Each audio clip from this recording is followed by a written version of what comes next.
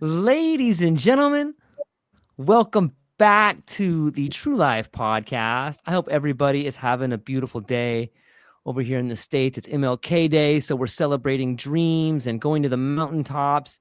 And I just want to take a moment to introduce someone who looks like they're living their dream. So welcome everyone to another insightful episode of this TrueLife podcast. Today we have the honor of hosting Abigail Calder, a brilliant young mind at the forefront of psychedelic research. Abigail is not just a PhD candidate at the University of Fribourg, but a beacon of light in understanding the intricate dance between psychedelics and the human brain. With her work on neuroplasticity, particularly how LSD can reshape our neural pathways, Abigail is pioneering a new wave of science that connects the dots between consciousness, well-being, and the mystical experiences psychedelics can offer. But beyond her academic accolades, what truly sets Abigail apart is her passion for demystifying these complex subjects for everyone. Through her roles with the ALPS and MIND Foundations, she's been a bridge between the science lab and our living rooms, making psychedelic science accessible, understandable, and deeply human. Her dedication to exploring not just the highs, but also the potential pitfalls of these substances shows a commitment to integrity and safety in science. So without further ado, let's dive into this conversation. Abigail, thank you so much for being here today. How are you? Wow, thank you, George. That was something. That was the nicest thing anyone said about me in like a year. It's so good to be back. I think I was here, over 2 years ago, 2.5 years ago? It's good to see you. Yeah, the pleasure is all mine. It is good to see you too. And you've been busy. You've been publishing papers with some heavyweights in the psychedelic field. You've been touring. You are working at the ALPS Foundation, the Mind Foundation. Like, where should we start at, Abigail? Well, I thought we would start where we left off last time. Okay. When you made a connection between me and one of your other guests, and that led to something pretty cool. It did. Isn't it interesting how it seems to me that so much of which we are interested in, and perhaps we share an abundance of interest in, is this connections, whether it's neural networks, the way mycelium grows. But it's interesting how you can make those connections, and they're so powerful, right? Like just introducing you to Dr. Rick Strassman, you guys go off on your own journey and you create this new thing that and you bring back this water for the community on some level. Let's talk about what you guys created over there. Yeah, I mean, for me, it's about connection, but also just adventure, man. Like, yeah. I sit down for a podcast with you. I have no idea what's going to happen. And a couple of months later, I get to work with Rick Strassman. That's a freaking adventure. But yeah, so last time I was here, you just had Rick Strassman on, and he was looking for someone to update his hallucinogen rating scale, which I had barely heard of at the time, but it was a questionnaire for measuring psychedelic effects, right? And there's a few questionnaires like that, but the hallucinogen rating scale is a bit different from some of the others because it's broader and it has simpler items. I think it's easier for people to fill out after a trip as well. And after getting to know it, I decided I actually like it better than the scales I've been using. So I've now switched. And he was looking for a doctoral student who had some time, which I didn't, but that didn't stop me, who had some time to update it, because it was kind of old and it needed an update. And then so we sat down and talked, and I think we got on immediately. He's very down to earth. I love how humble he is, especially for how famous he is. That's a really great quality. And I think he's really easy to talk to. And yeah, then we collected a lot of data from, I think in the end we had 18 different studies that had used the hallucinogen rating scale. And we collected data that Rick had from his DMT studies, but we also had data on psilocybin, ketamine, salvia, MDMA, and some similar substances, THC, some stimulants. One person in Germany gave people meth and then gave them the hallucinogen rating scale. And yeah, and ayahuasca, of course. I was a bit sad for no LSD, but we're now collecting the LSD data. So, and basically what we wanted to do was we collected all of this data. We had like 1,000 data sets in the end, also some placebos where people got nothing. And we wanted to see how this hallucinogen rating scale would behave with different drugs. And then we published this paper analyzing all of that. And for me, this was really spectacular. And I kind of couldn't believe it was happening, because I came across Rick's research when I was in like high school. And now I'm publishing a paper with him. So thank you for that, George. Yeah. It's so wonderful to think about the idea that relationships are the real currency. You know what I mean by that? Like getting to know someone, even on a superficial level, or getting to know someone and then being able to do something for them, I think is one of the greatest things we can do as friends, as family, as people. And I think the more people that do that, like the better the world's going to be and stuff. And in some ways, I think that the HRS and some of your work speak to that. Like maybe you could talk a little bit more about like the HRS, like you introduced like a whole category of meaning in there, which I thought was tremendous. Maybe, and I know it's kind of a broad subject. So would you be so kind as to maybe paint a picture for everybody? Like, what does that mean to add meaning to the HRS? Like, what is that? Yeah. Stop me if I talk too much statistics. Not at all. Really try not to. So basically, the HRS has 100 questions on it. It's kind of long. And the questions will be things like, while you were tripping, did you feel anxious?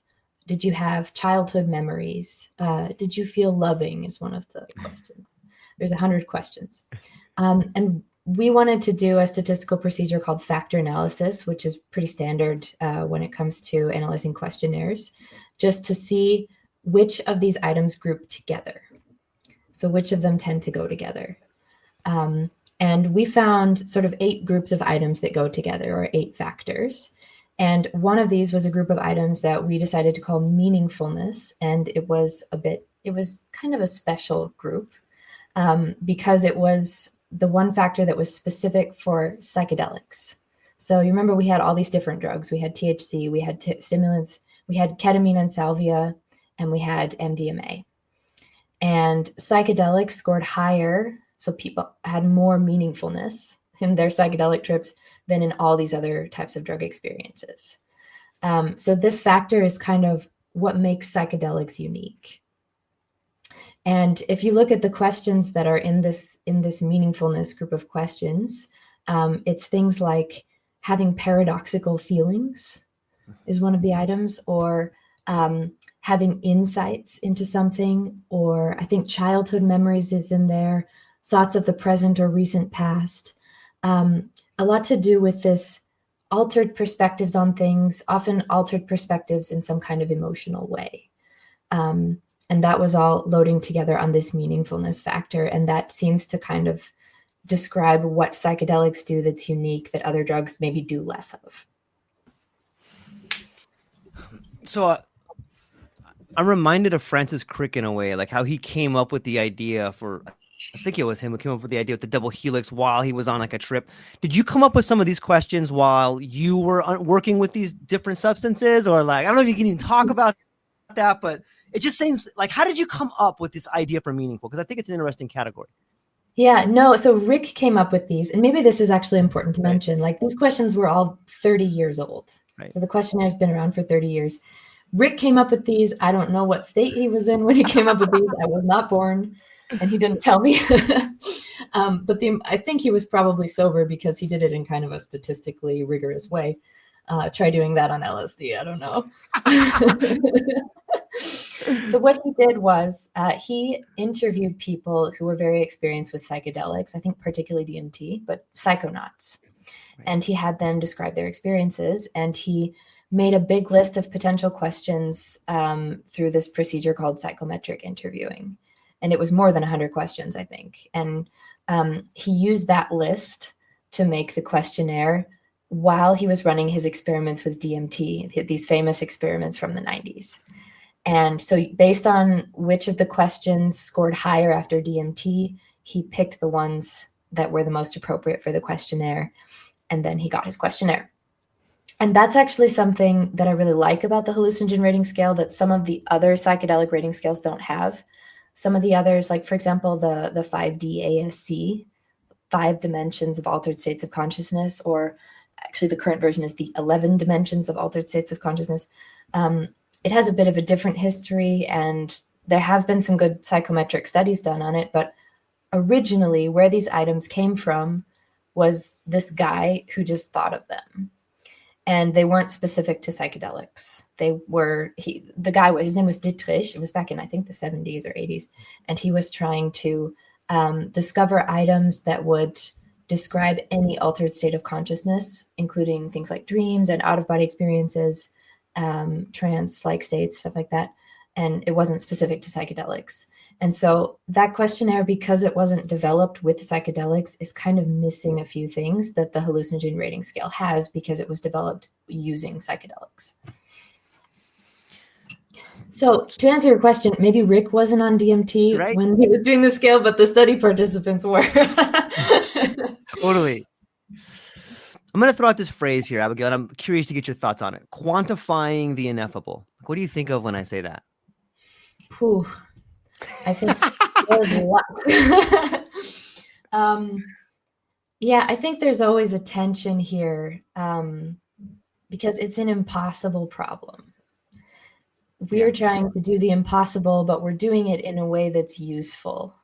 Kind of how, like, you spend every day trying not to die, and you will, but every day you try not to in a way that's useful for you. We're never going to be able to fully quantify the ineffable. But in order to show effects in a scientific paper, we try to come up with something that's good enough, that captures enough of what we mean, that we can show, for example, there's a difference between LSD and placebo on our questionnaire. And we can prove that to people who were not in the room when we gave people LSD, people far away. It's all about statistics, man. It is. But sometimes it's always those pesky variables that you can't control for. It seems like there'll always be those there, but maybe that's the magic. Maybe that's where some of the magic is done.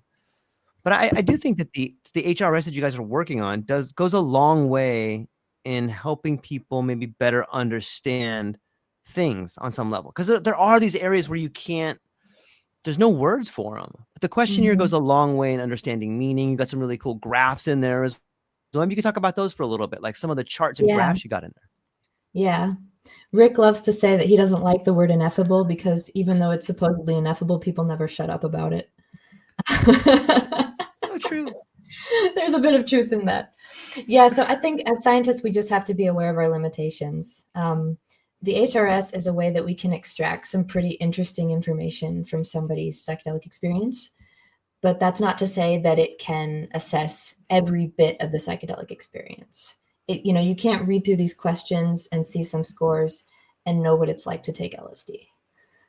But we can use it as a tool to extract some useful information. And so probably my favorite part of the paper was actually this meaningfulness factor, that using the data that we collected and our statistics, we can figure out which types of drug effects go together and how that differs between drugs, and what's maybe a bit unique to psychedelics and what's a bit more unique to MDMA, what's unique to THC, etc.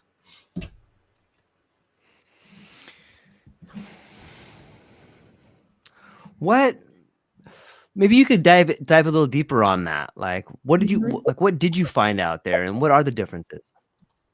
Maybe I talk about the other factors as well. So let's see if I can remember them, and I have the paper pulled up in case I can.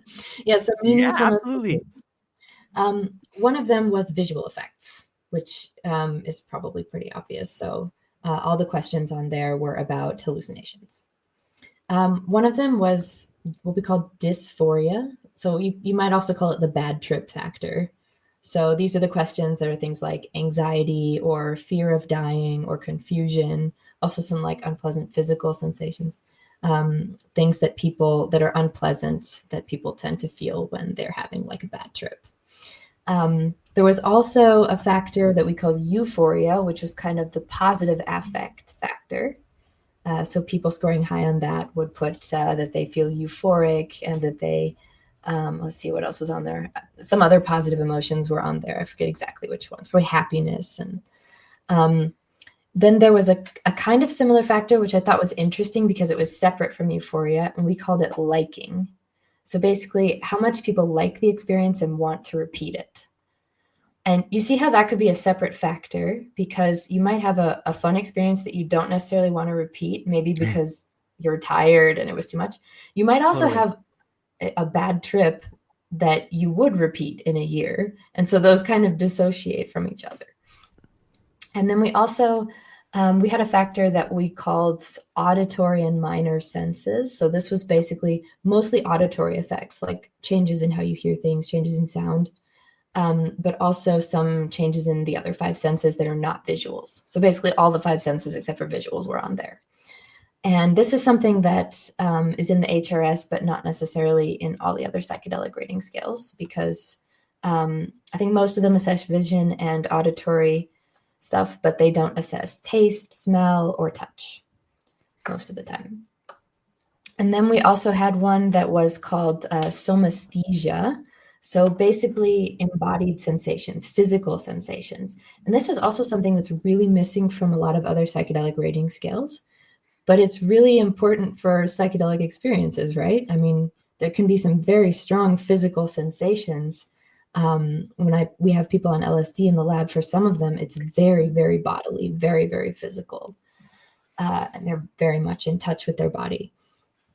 And so I was really happy to see that. And then I think the last one we called volition. So basically how much control people have over the experience. And we know control is a big issue in psychedelic experiences, right? Was that 8? I think that was 8. I think so. That was 8.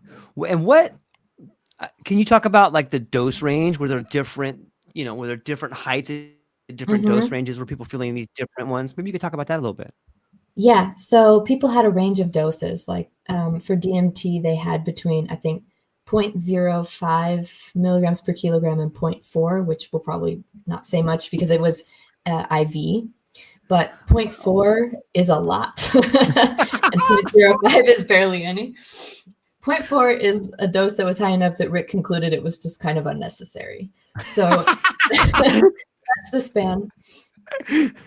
What was also funny to see on the graph on the factor liking, like how much people like the experience, as you go up with the DMT dose, liking goes up until you get to 0.4, then it goes back down. Yeah, so people don't need that. For psilocybin, there was also a good range of doses. We had some of the data from one of the Johns Hopkins studies. And there, the highest dose was also quite high. And then the lowest dose was maybe not a microdose, but kind of a mini dose. Right. And especially for those two, you can see a nice dose response curve on the graph. So you can see that for most of the factors, as you up the dose, the scores on the questionnaire go up too, with a few funny exceptions. Did you do do you guys do like a debrief of people? Are you at liberty to talk about someone that took like a huge dose and then like what they saw and what they were thinking about, or any sort of stories from there? Well, some of them are in Rick Strassman's book. Like this is old data that we had that we were analyzing. Right. And then some of it's published places.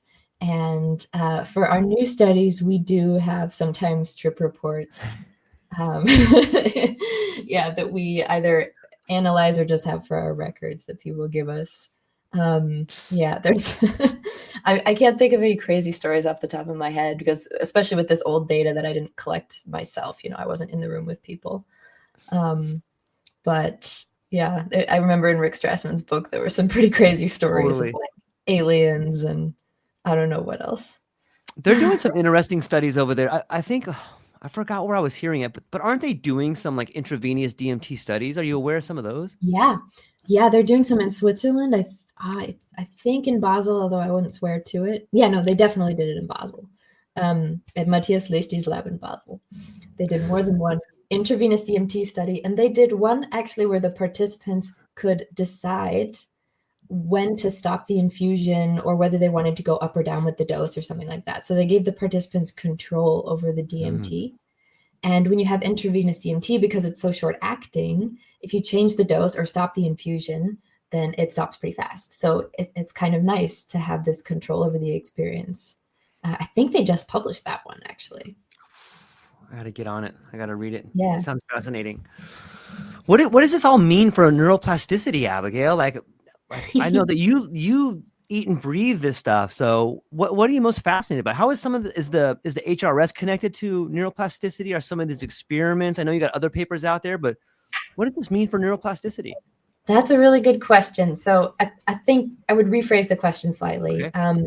Is the subjective psychedelic experience related to any changes in neuroplasticity that you have after? And so I came on here to talk to you because I'm at the end of a project and we're just publishing it. And I love being at the end of the project because then you can look back on the whole thing and go back and thank people and just have a lot of gratitude. I have to admit, I can't fully answer your question, but I was in this mindset again today because of a neuroplasticity project. My main PhD thesis is about LSD and neuroplasticity. And I can't say anything at all because it's all preliminary. But today I was really analyzing some of the data for the first time, and also just looking back on the whole thing and feeling gratitude for my data. And I better shut up before I say anything else. But that's one of the things we're going to look at is, okay, let's say we find a change in neuroplasticity. Is that at all correlated to how strong the subjective effects were? And, for us, people had the same dose. They had 100 micrograms of LSD base, so quite strong, good Swiss quality LSD. And the dose is always the same, but the subjective effects can be quite different. That's a dose that for some people is even a bit underwhelming and they think it could be more. And then for some people, it completely knocks them out of the universe and they're like, okay, I could have done with less. And then for some people, it's perfect. And so it will be interesting to see if changes in neuroplasticity are at all related to the intensity of the experience, which might be, part of that is going to be biological, like how good is your body at breaking down LSD? Some people at the same dose of LSD will get a larger hit to the brain than others just because of how their body breaks down LSD.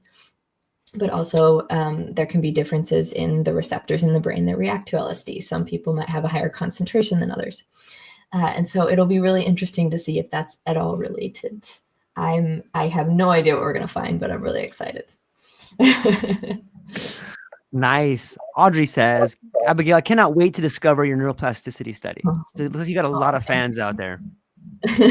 I have one fan, George. One. No, you don't. You got tons of them. You got tons of them. Like I always see all your posts. You get like just all these people commenting on there. I saw you with Jules a while back talking about some of the negative consequences. Oh, yeah. Right? Yeah, that's another big research area for us. The dark side. It is, huh? And it doesn't really get that much. People don't like to talk about that too much because it kind of shines or puts a shadow sort of on the whole idea of it. But there's some real consequences sometimes, isn't there? Yeah. And I think there is a lot more research on that lately. I just over Christmas, I think I was looking at new publications on my Christmas vacation, which is bad and I shouldn't do it, but I do it anyway. And there were some like 4 or 5 new publications just over those couple weeks of holiday break that had to do with adverse effects. So we're seeing a lot more research into that, as long as it's all fair and scientific. I'm all for that. But yeah, so another thing we did with this year was mainly out of self-interest. We were doing this LSD study and we wanted to assess adverse effects. And so we looked at rating scales for adverse effects. And the ones that we found were kind of just not suitable. They would have things on there that had nothing to do with psychedelics at all. Like, did you experience urinary incontinence after LSD or some other crazy thing that you never heard of anybody experiencing after psychedelics? And they were long. They would have like 70 items, 100 items. And they're just kind of made for general side effects of any drug ever. And we thought we want to make a scale that's specific to psychedelics that really only assesses the side effects that are the most common or the most troublesome for psychedelics.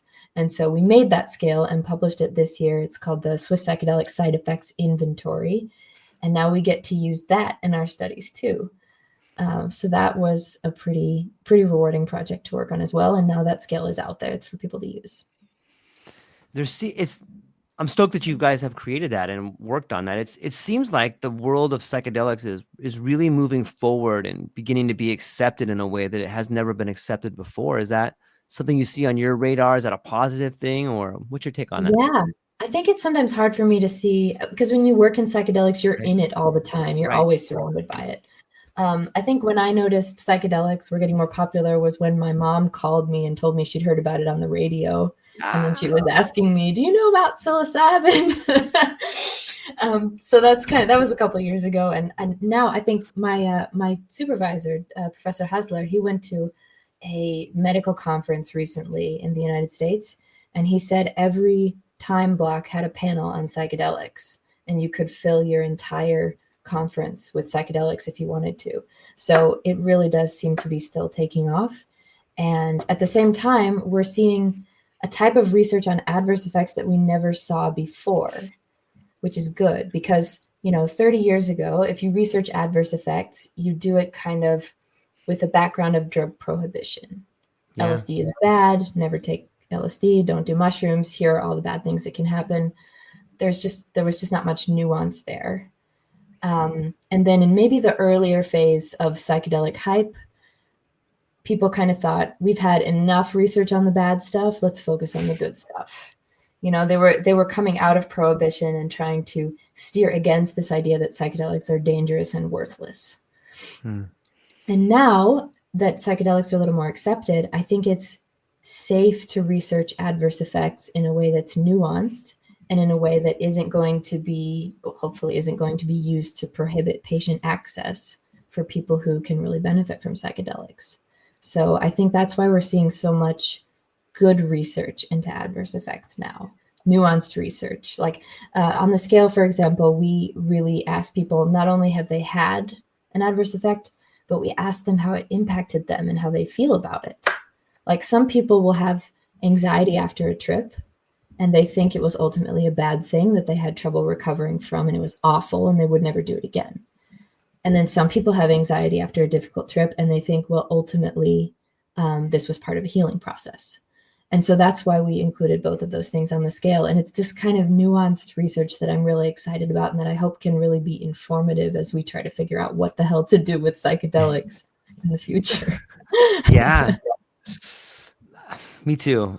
There's so much there. And I think that there's so much hope and promise, and there's definitely a dark side to it. But that brings up a question from someone listening. They say, what were the most significant challenges you faced during your research project? Oh, which research project? All right. Maybe, I don't know, maybe you can just speak about one that you found recently, like a recent project that you had some challenges on. Yeah, let me think. The first thing that comes to mind has to do with trying to anticipate how your research is going to be used by people who are not you and who may not care what you think. And I think this is I'm particularly conscious of this with adverse effects research. I recently wrote, it's not out yet, but I wrote a book chapter for an upcoming publication, an upcoming textbook, basically, that I would love to plug because it's going to be really good. It's called Psychedelic Harm Reduction, published by Springer. I hope I'm allowed to talk about it. But me and a couple of colleagues wrote a chapter in that called Traumatic Psychedelic Experiences, specifically talking about these kinds of like the worst of bad trips where people feel like they struggle to recover from it. Not that it can never be a good thing or be a catalyst for personal growth, but that it's hard and that the period after the trip is just very fraught for some people. And I was just constantly neurotic about the possibility of being misunderstood, because if somebody opens a book and they see traumatic psychedelic experiences, that could easily give the impression that LSD is out there traumatizing people and you should stay away from it. And particularly if people aren't motivated to read the rest of the chapter, there's potential for misunderstanding. And at the same time, you still want to confront the topic with the seriousness that it deserves. And so this tension between wanting to confront the dark side of psychedelics, but also not wanting your research to be used to prohibit psychedelics from people who could benefit from them. I think that's one of the biggest challenges that I've faced recently. Yeah, I can't wait to check out that book, and congratulations for that. I can totally see how it could be misinterpreted on some level, and it's interesting to think about. And it's Abigail, a tension of yeah. empathy. Just to add one more thing, I think there's a tension of empathy. On the one hand, you have empathy for people who've been through bad trips and are struggling and can't find resources.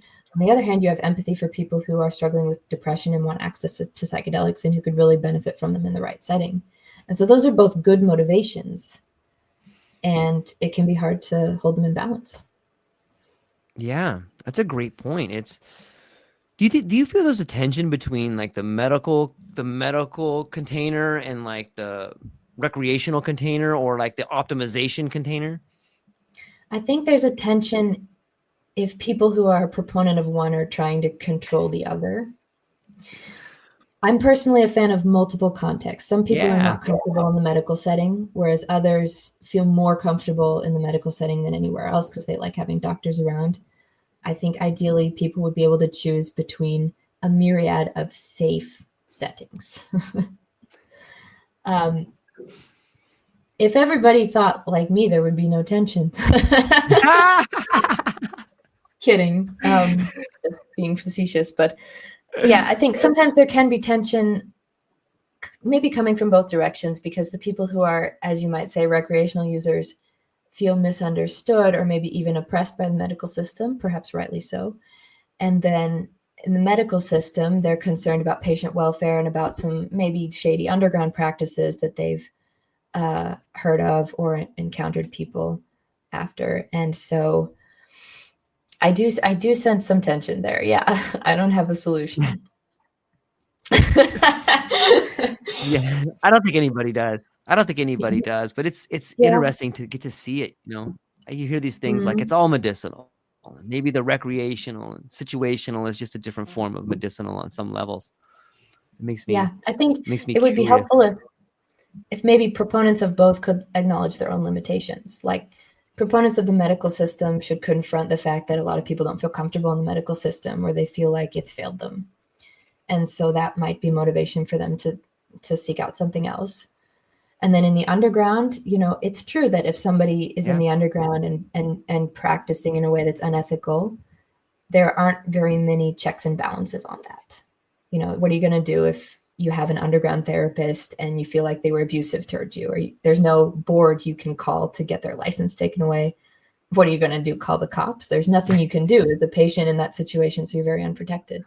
And I think that's something that the underground could and often does acknowledge, that would maybe increase people's comfort with that. Yeah.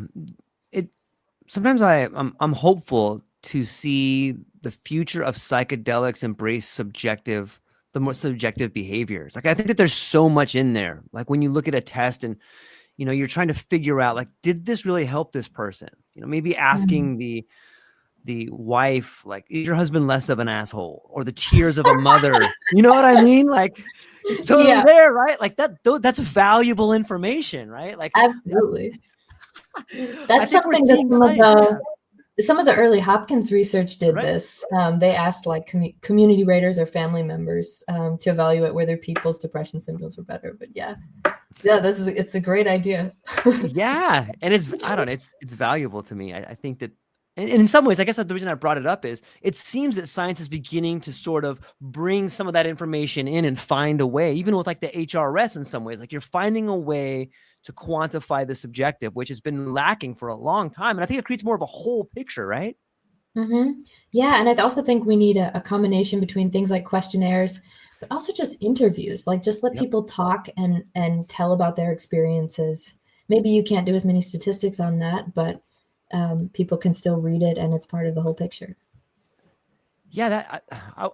Do you think it might be possible in the future to like, maybe there's a way to like introduce linguistic analysis into those interviews? Because like, does a person start changing their language differently under a different dose? Do they start using different metaphors or more flowery rhetoric? Or do they just get to the point where they can't even create a word? Like, what does that mean when you can't even talk? I have a colleague who does this actually with trip reports that he gets from Arrowwood. You know Arrowwood, right? Yep, of course. He extracts trip reports from Arrowwood, and his name is Adrian Hase, Hase. I can send you a link to his cool papers. But he did this. He did semantic analysis And there was one paper that was published a while ago. I forget what the topic was, which makes me a very bad colleague. But recently he did one on like adverse effects as well. So how people talk about different adverse effects, and surprised people who took ayahuasca talk about vomiting a lot more than everybody else. But he did it using an R script before ChatGPT, like before these language models. And now people are using language models like ChatGPT for that. I haven't done it, but it seems super promising because it really reduces the amount of time it takes to do one of these analyses. And it's pretty good. Yeah, I would imagine it is. It's another interesting thing I've been thinking about for a while is there a way to figure out the difference between like cultural and biological, like some of these things that happen in a trip, like these deep trips, like how do we know what is cultural and what is biological? It seems like a pretty fascinating idea, right? Mm-hmm. Oof. Yeah. Well, I think you'd have to just do it in different cultures. Right. Right. Yeah. Like take some people in the United States and some people in, I don't know, give me a country. Switzerland. Brazil. Or Brazil. Yeah. Costa Rica. Yeah. But it would be really hard because you'd have to keep some other things constant. I mean, you'd have to decide what you want to keep constant. In different cultures, you're probably going to have different preparations for the psychedelic experience. So that's going to influence people. And one kind of funny thing that you see in some of the data is that if you compare Switzerland and the United States, both of them have done a lot of psychedelic studies. But in general, the people in the United States seem to have more complete mystical experiences than the people in Switzerland do. Like Americans are more mystical or something like that. And part of that could be cultural. It's not quite clear. Part of it could also be that in some of these studies, people were prepared for the experience in a bit more of a spiritual way. Whereas in Switzerland, we kind of don't automatically prepare people for the experience in a spiritual way. You know, if they are a spiritual person and bring that in, then we meet them where they are. But the protocol doesn't have that in it. Whereas I think in, for example, some of the early Johns Hopkins psilocybin studies, they were specifically looking for mystical experiences. And so they had everything set up to kind of facilitate one. But that might be an interesting cultural difference that you could hypothesize that Americans are a bit more religious on the whole, and maybe a bit more spiritual, for better or for worse, and that's why they tend to have more mystical experiences. But I think you definitely see cultural differences there. Abigail, why LSD? Like, what is it about LSD? Okay, so there were a lot of reasons. Some were practical, some less so. So one of the reasons was LSD is longer, which, I mean, that's also has a disadvantage because you have to be in the lab for longer. But it means that you have two relatively long phases of the experience that you can use for study. In the first phase, like the first 4 to 6 hours, there's the peak, the strongest part of the experience. And then after that, there's another 6 hours or so in which people are still on LSD, but they're not tripping so hard. And with psilocybin, the whole timeline is a lot shorter. And so for our study, we had a lot of experiments we wanted to do, and they weren't necessarily things that we wanted to have people do while they were peaking on LSD. So we thought LSD will be nice because people can have their trip and we don't bother them too much during the trip. Like once an hour, we ask them some questions, but for the peak of the experience, we try not to bother them too much. We're just there for support. They can talk to us or not. They can interact with us or not. They can tell us what's happening or not. And then after they start to come down, that's when we do experiments, and we have 6 hours or so. Well, we use about 4 of them. We have 4 hours in which we can do experiments while the person is still on LSD, but also very much capable of doing the experiments without discomfort. So that was one reason. It's just the long timeline. And then another reason is LSD is actually cheaper, like by a lot as it stands now. I hope that changes. And I think there was also a bit of a cultural reason too. You know, LSD was discovered in Switzerland. It's a Swiss product. And Switzerland does a lot more LSD research than the United States, compared to, for example, psilocybin. The US does more psilocybin, or at least did. And I think part of that has to do with the cultural stigma around LSD that arose pretty strongly in the United States, but a lot less so in Switzerland. Yeah, I could totally see those points. It's such a fascinating compound to think that for like 8 hours you're transported into this alternative state where things look different, they sound different, they feel different. It's incredible. Yeah. Audrey's back. Thanks. First off, Audrey, thank you so much for being here. I'm super stoked you're here and talking to us. And she says, are there differences in the data between trips in clinical settings and other, or are there not enough respondents from clinical settings? Yeah, I mean, there certainly are. It's kind of difficult to compare them both in a study because the whole setting is so different that it really impacts the experience. But you can see, for example, in the clinical settings, I think because people are tripping under supervision, for better or for worse, you tend to see fewer adverse effects, although you still don't see that many outside of clinical settings. You also, especially compared to ceremonial settings like retreats, I think sometimes people who do it in clinical settings go a little bit less deeply into the experience, particularly if there's experiments going on that are kind of distracting them or pulling them out of their trip for a second. So that's something. And yeah, I mean, everything about the setting is different. And that's going to strongly impact the experience. Even if I can't think of a paper that directly statistically compared those two settings, you can see in the different studies in recreational settings versus clinical that there are probably some differences. Yeah. Probably the biggest difference, I would say, is the variability of the experience. Like in a clinical setting, everything's pretty much the same for everybody. And between clinical settings, you have some basic structure that tends to be the same. Like people have a certain amount of preparation, they're supervised during the experience, and then ideally they also meet with the researchers at least once, if not twice, after the experience. And they're in a room inside the whole time, typically.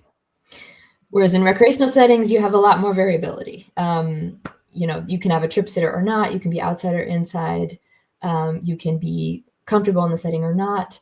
People in clinical studies also screen their participants a lot because you don't want to be responsible for somebody having really strong negative effects. And so in recreational settings, you don't have that either. So there's just way more variability outside of the clinical settings, I would say.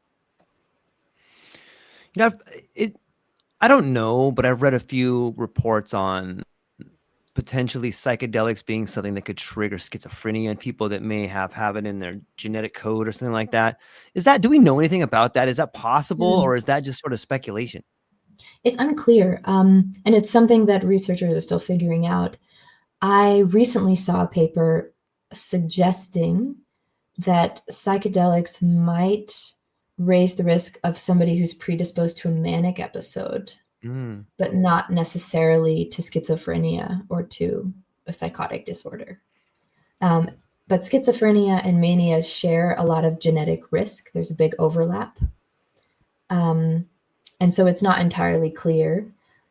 The risk seems to be pretty small, but it may very well be there. And, personally, if I had schizophrenia in my immediate family or mania, I probably would not roll the dice.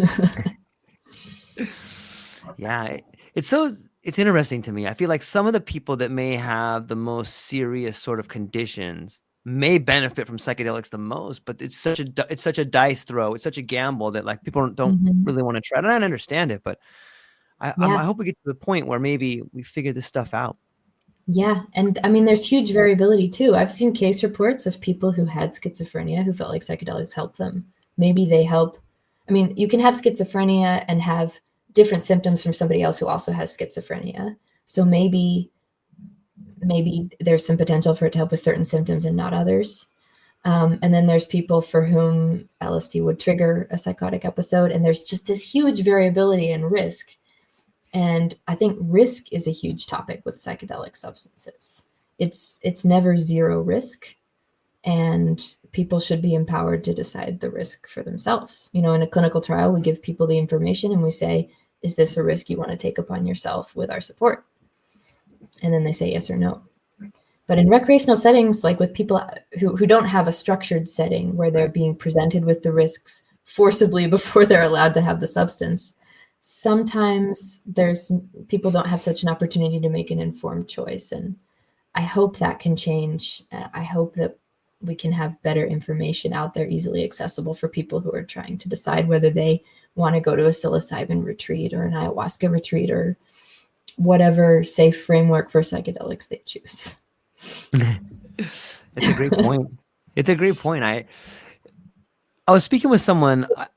I'm super fortunate to get to talk to so many cool people, yourself included, and someone I was talking to the other day, and I've heard this before, is that when they talk about the difference between LSD and psilocybin, a lot of people will say that psilocybin is like embodied, like they feel like they can talk to a presence there on some level. And LSD seems to be more cerebral. I'm curious to get your thoughts on that. Like, do you ever have those feelings, or do you talk to people that have those same sort of ideas, or what's your thoughts on that? I've heard it both ways. Like I've heard some people say LSD is more energizing and psilocybin is more sedating. And I've also heard other people say the opposite. Right. I've heard some people say that psilocybin always goes right to the point, whereas LSD takes a while to get there. And then I've heard from another person the exact opposite characterization. So I don't know what's going on there, man.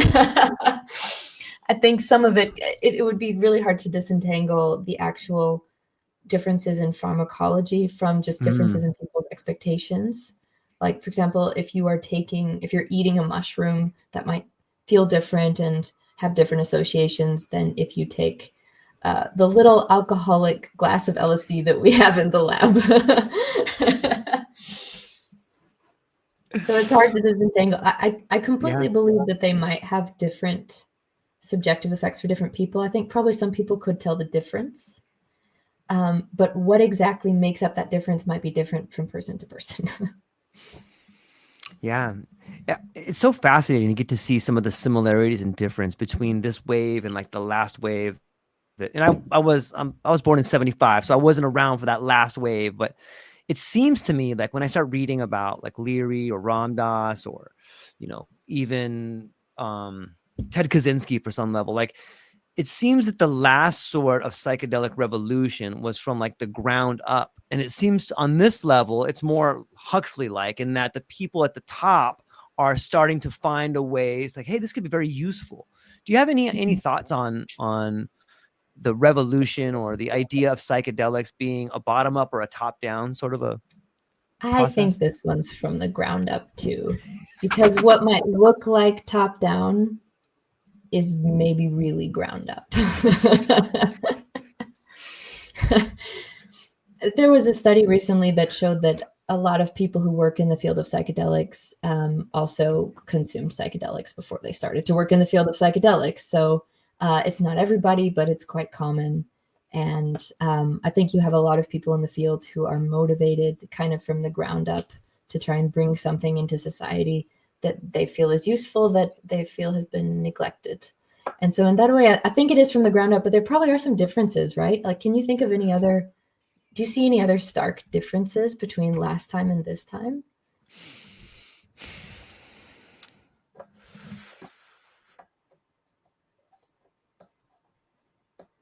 Well, I don't see any Dayglow school buses driving around. I don't see Tom Wolfe. I don't see any electric Kool-Aid acid tests happening. Maybe we're in the late 50s still, I don't see why not. Like, we have electric school buses. Like, those should be painted and be rolling out full steam right now. Like, what better time? Hey, be the change you want to see in the world. Yeah, but that's true. It does seem a bit more, at least at this point, it seems relatively sober. If not medicalized, then people are nervous that it could be taken away again. And maybe have learned some lesson from the past, I hope.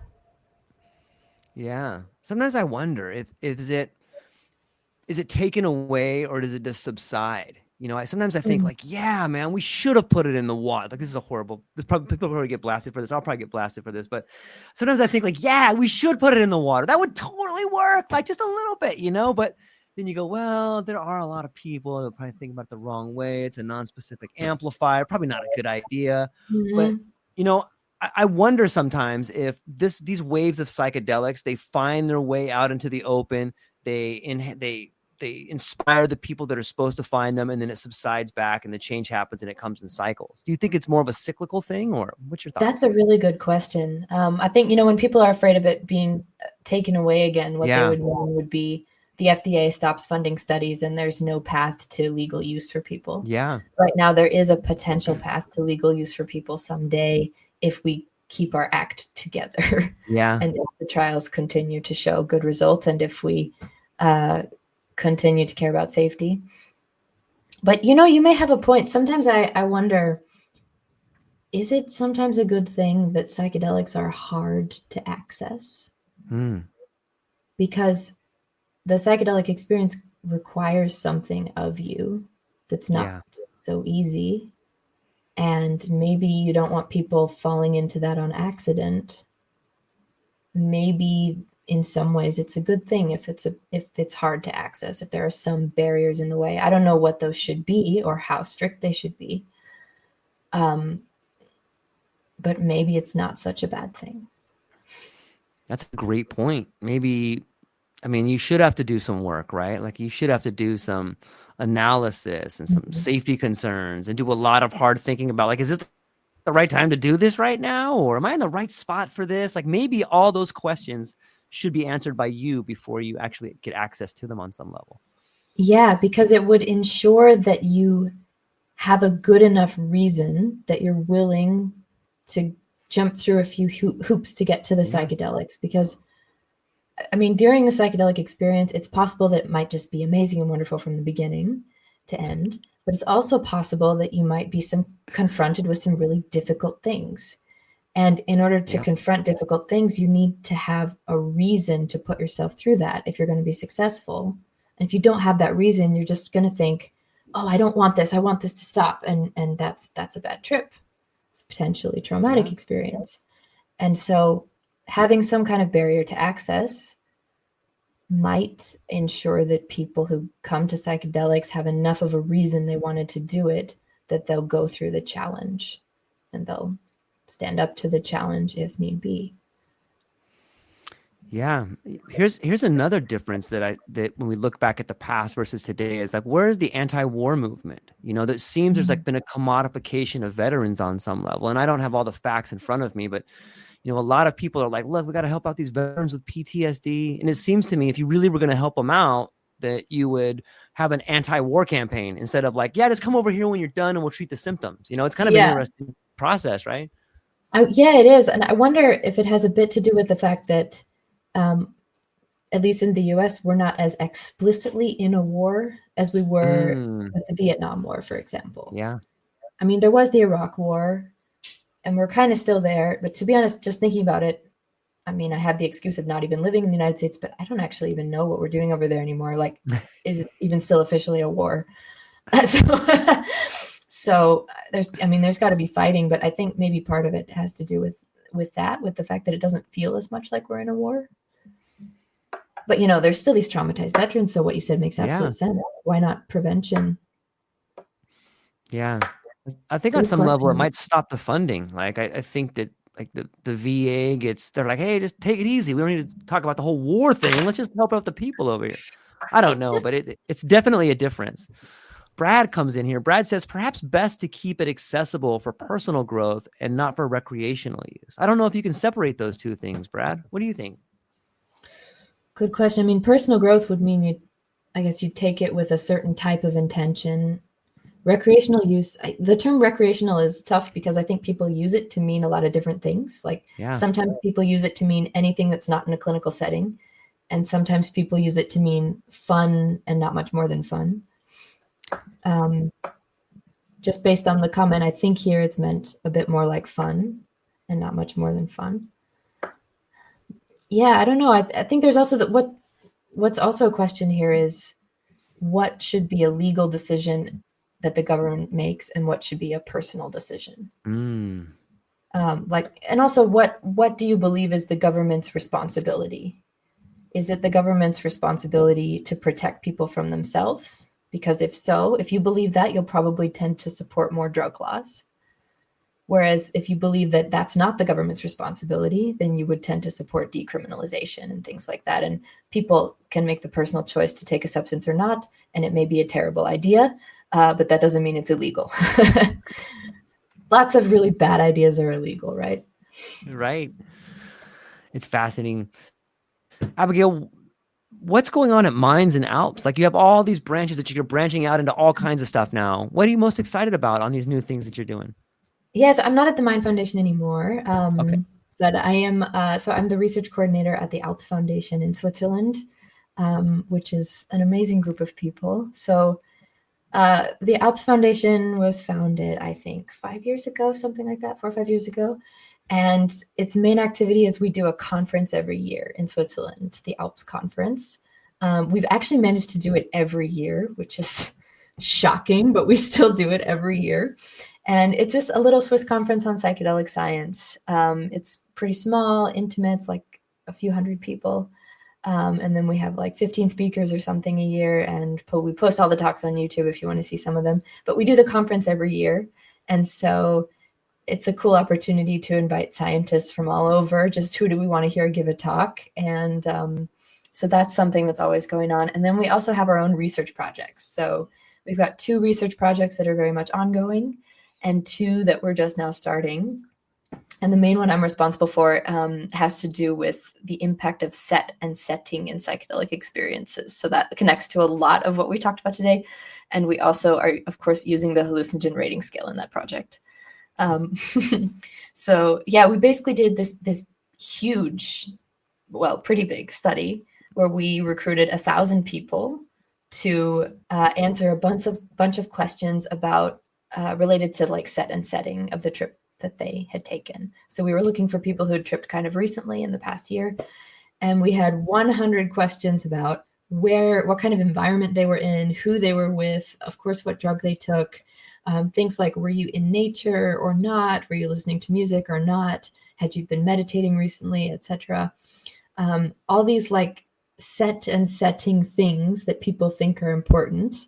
We asked people about all of them, and we actually just finished collecting the data for that study. So we got our 1,000 people, and now we're starting to analyze it. And yeah, I have no idea what's going to come out of it, but it will be really interesting to see which set and setting factors are the most important under what circumstances. So that'll be exciting. Yeah, it'll be totally exciting.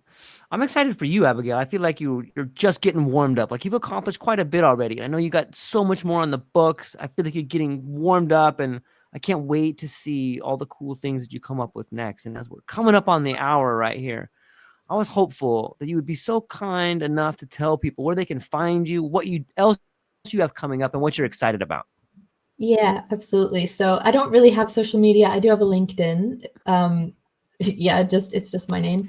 But if you want to see our research, we have a website called molecularpsychiatry.ch. It's our laboratory website. And all of our research is listed there, including ongoing studies. And some of those studies are online. So anybody who has had psychedelic experiences can participate in those and help us out. And sorry, what was your other question, George? What are you most excited about for moving forward? Oh, yeah. Well, this year I'm going to finish my PhD. So that's exciting. And next time I'm here, you have to call me Dr. Abby. Okay. Yes. But yeah, so we are nearly finished with this study on the effects of LSD on neuroplasticity in healthy subjects. And as I mentioned, I just started to analyze the data. So now I get to see what these years of effort are going to show us. And yeah, that's really exciting. Really exciting. Yeah. How long is that process going to be, do you think? Oh, well, I have to defend my dissertation end of the year. So until then, there's a deadline, Right. If I don't do that, I am screwed. So this year there will be something to report. You're going to crush it. You're going to crush it. I can't wait to when it finally published, I can't wait to read it and have you back. And like I said, I'm super stoked. And for everybody within the sound of my voice, I hope you go down to the show notes and check out all the work they're doing over there at Fribourg. Look at some of the published papers that Abigail has put out, some of her colleagues have put out. They're doing really cool stuff over there. And Abigail, I'm super stoked for you. And hang on briefly afterwards. But to everybody within the sound of my voice, I hope you have a beautiful day. Hope the sun is shining on you and you have the courage to chase your dreams down. That's all we got, ladies and gentlemen. Aloha. Thank you so much, George.